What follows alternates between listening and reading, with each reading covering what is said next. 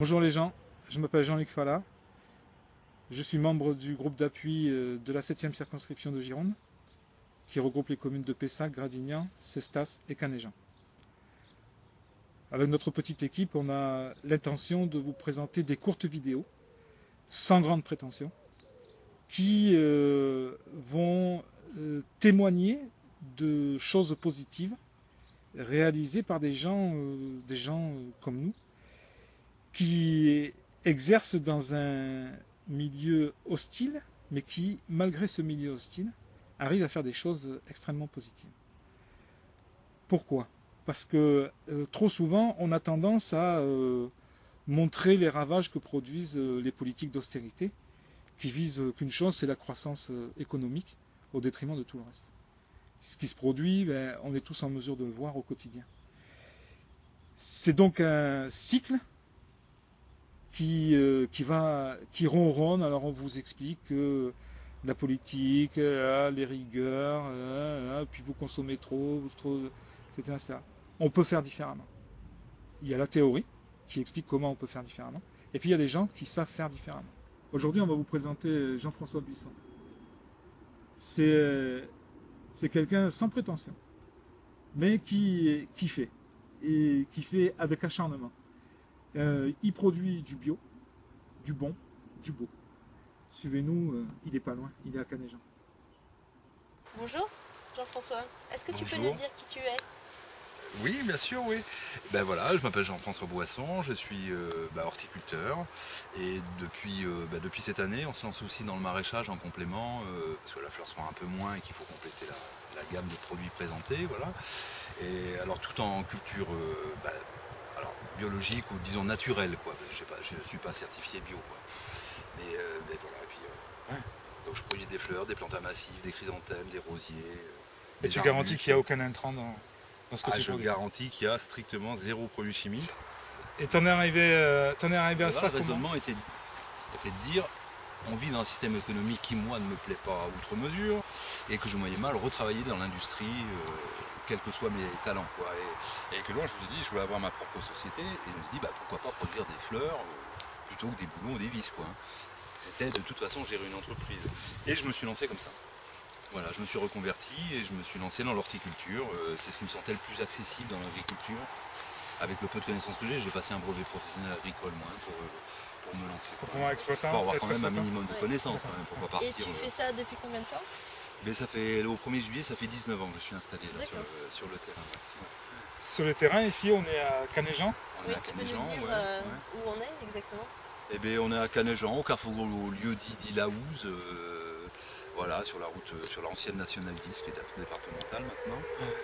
Et sur un terrain qui est un très bon terrain, en plus une très bonne terre argilo-sableuse, assez humide parce qu'on est à hauteur du lac Vert, donc il y a de l'eau à profusion, quoi.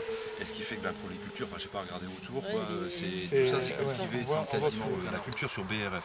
Le BRF étant du bois ramifié, fragmenté, en fait c'est du copeau de bois, quoi. L'avantage du copeau de bois, à mon avis, c'est que ça tient un an, quoi. Oui. Voilà. On le pose d'hiver, j'en mets 10 cm d'épais, il se dégrade petit à petit, et je suis tranquille pour l'année, j'ai pas à en remettre, quoi. D'accord. Alors quand on travaille des grandes surfaces, si tu veux, voilà, ça permet d'être tranquille le reste de l'année, de pouvoir s'occuper des cultures, de planter, D'accord. sans avoir à alimenter tout le temps, quoi. Voilà. T'es vraiment quelqu'un d'un petit peu exceptionnel parce que je présume que c'est quand même compliqué de gagner sa vie en vendant des fleurs. Et malgré ça, tu laisses du terrain gratuitement.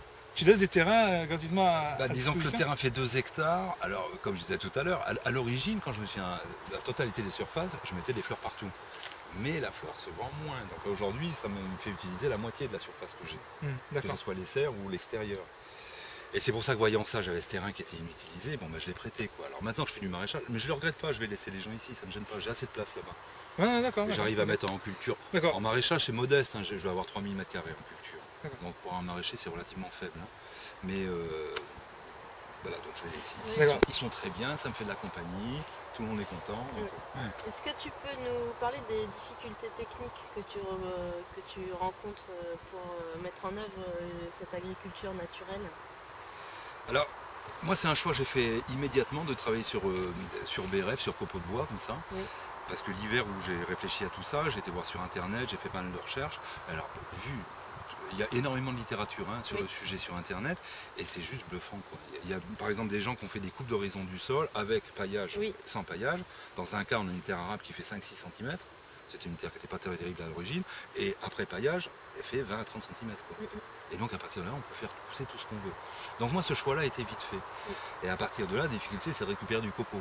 Oui. Bon moi j'appelle des élagueurs qui viennent me l'apporter. Eux ça les arrange, ils sont pas obligés d'aller des centres de compostage et de payer au dépôt. Donc ça les intéresse de me laisser gratuitement, quoi, hein, ça leur fait moins de chemin, etc., etc. Et donc ce choix je l'ai fait d'entrée. Et la difficulté technique après en maraîchage, c'est qu'on va cultiver 50 variétés différentes, qui ont toutes leurs petits caprices. Et elle est là la difficulté du maraîchage, c'est qu'on travaille beaucoup. Alors c'est comme en horticulture, on travaille énormément de variétés. Et il faut toutes les connaître. Oui. Savoir comment les traiter, ce qu'il faut pincer, pas pincer, est-ce que ça manque plus d'eau ou pas. Voilà.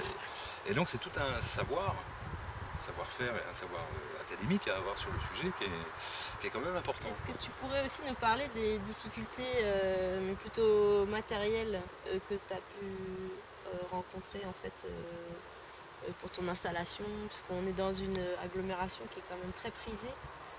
Oui, alors à l'origine quand je me suis installé, j'ai dû mettre 6 mois à décrocher ce terrain. Parce que j'en cherchais un, alors j'étais tombé sur celui-ci, mais pour convaincre le propriétaire de me le louer, à l'origine il était classé en terrain agricole. Et bon, voilà, j'ai mis 6 mois à le convaincre, ça a pu se faire, il m'a signé un bail, voilà. Le problème c'est qu'après ce terrain il est passé en 2 abus, à la suite d'une modification de PLU en 2006, et donc il est constructible à l'avenir. Donc j'ai une espèce d'épée de Damoclès au-dessus de la tête, alors, on ne sait pas ce que ça veut dire, la mairie là récemment a racheté ce terrain, mais comme il était constructible à l'avenir, il est très cher et le maire m'a laissé entendre que bon, s'il pouvait en lotir une partie, lui il pourrait entrer dans ses fonds. Moi ça m'arrange pas parce que j'ai besoin des 2 hectares. Quoi. Alors voilà, j'ai un peu cette épée de Damoclès au-dessus de la tête. Bon, l'avenir dira ce que ça va donner quoi. On verra. C'est un sujet brûlant, je dirais, ces jours-ci.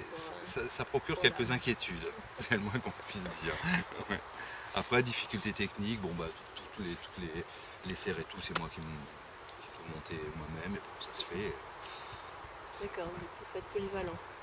Il vaut mieux, ouais. Dans ces genres de métiers, il vaut mieux être polyvalent, parce qu'il y a toujours des pannes de machines, et il vaut mieux savoir tout faire, parce qu'on n'a pas forcément les moyens de faire réparer une tondeuse. Voilà. Ton passé de mécanicien, j'avoue que ça aide un peu. Et en fait, avec le recul, est-ce que ce choix, en fait, tu le regrettes ou pas, ou est-ce que tu aurais fait les choses différemment? Alors, techniquement, si je me réinstallais aujourd'hui avec l'expérience, il y a des choses que je modifierais. Mais ça, c'est une anecdote, ça, pour éviter les zones mortes qui demandent un peu trop d'entretien. Voilà. Mais ça, c'est vraiment anecdotique, quoi. Juste la question. C'était. Est-ce que je regrette mon choix? En aucun cas. À aucun moment. À aucun moment. Parce qu'on a une liberté, puis une qualité de vie. Moi, quand j'étais dans l'industrie, j'avais un bureau sans fenêtre, hein, juste avec un Velux au-dessus, voilà, donc comme je fume un peu, voilà. Si tu avais des conditions de vie éclairées au néon toute la journée, bon voilà, ça je le regrette, mais franchement absolument pas. Alors, la grosse surprise, c'est une anecdote aussi, c'est le changement de mentalité quand on passe de l'industrie à l'agriculture. C'est juste incroyable. Les rapports humains ne sont plus les mêmes. C'est alors à la fois plus compliqué et plus chaleureux, quoi, mais c'est la palabre chez les agriculteurs, quoi. Avant de discuter d'un sujet important, bon, on va parler du beau temps, on va apprendre à se connaître, quoi. Dans l'industrie, non, le commercial arrive, tout de suite, il faut discuter. Enfin, c'est pas, voilà. Les rapports humains sont je préfère ceux-là. Oui, bien sûr.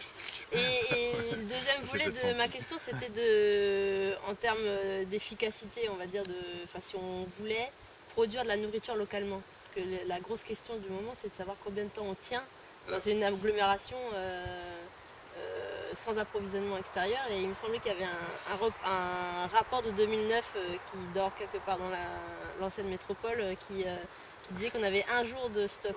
Ça ne m'étonnerait pas. Par rapport à ça, en fait, ça m'étonnerait pas. Est-ce que tu pourrais nous dire en termes de rendement ce que pourrait apporter les fermes en PAB? Alors, il est déjà prouvé qu'en agriculture biologique, notamment en maraîchage, on dépasse les rendements de l'agriculture industrielle quand on s'y prend bien. Oui. Alors ça demande un petit peu plus de main d'œuvre, mais on dépasse les rendements de l'agriculture industrielle. Ça fait un produit qui est finalement pas beaucoup plus cher qu'un produit conventionnel, quoi, hein.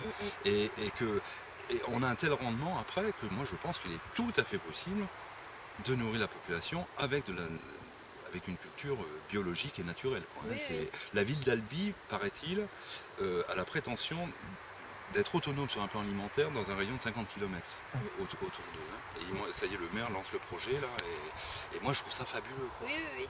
Parce que ça veut dire que tous les gens comme nous là qui cultivons autour, bon ben on va être aidés, on va avoir des débouchés immédiats pour vendre nos produits, et bon, il y a des chances qu'ils s'en sortent mieux, quoi. Et oui, moi je pense que c'est faisable même de nourrir l'humanité entière à base de culture biologique. Oui, j'ai la prétention de dire ça. Mais Alors, de manière pratique, en fait, d'autres ce me que tu prendraient pour un constates, fou en disant ça, hein, mais de manière pratique sur ton exploitation, tu constates que c'est possible en fait. ah oui, c'est clair. Oui, on a des très bons rendements. Il y a- Parce que, comme je disais tout à l'heure, à partir du moment où on soigne sa... Enfin, le but de l'agriculture biologique, c'est pas de cultiver des plantes, c'est de soigner sa terre. Oui.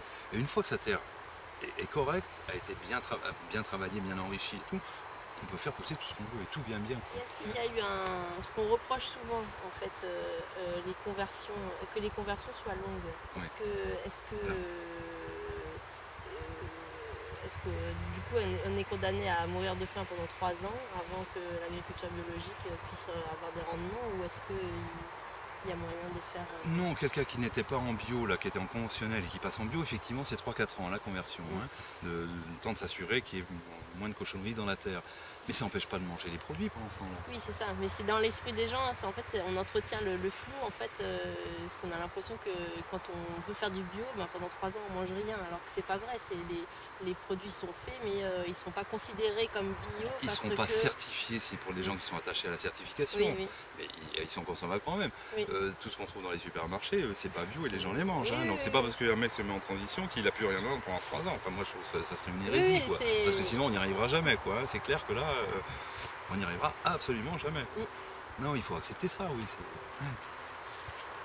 Très De bien. toute façon, bon, l'appellation bio, moi, l'atmosphère est polluée, donc si vous voulez, du vrai bio, non, si on veut être puriste, Oui, oui, c'est Faudrait sûr. aller dans l'Himalaya. ouais, et encore, on retrouve des cochonneries en haut de l'Himalaya, hein. Donc est-ce qu'on peut passer à la partie Oui, horticulture?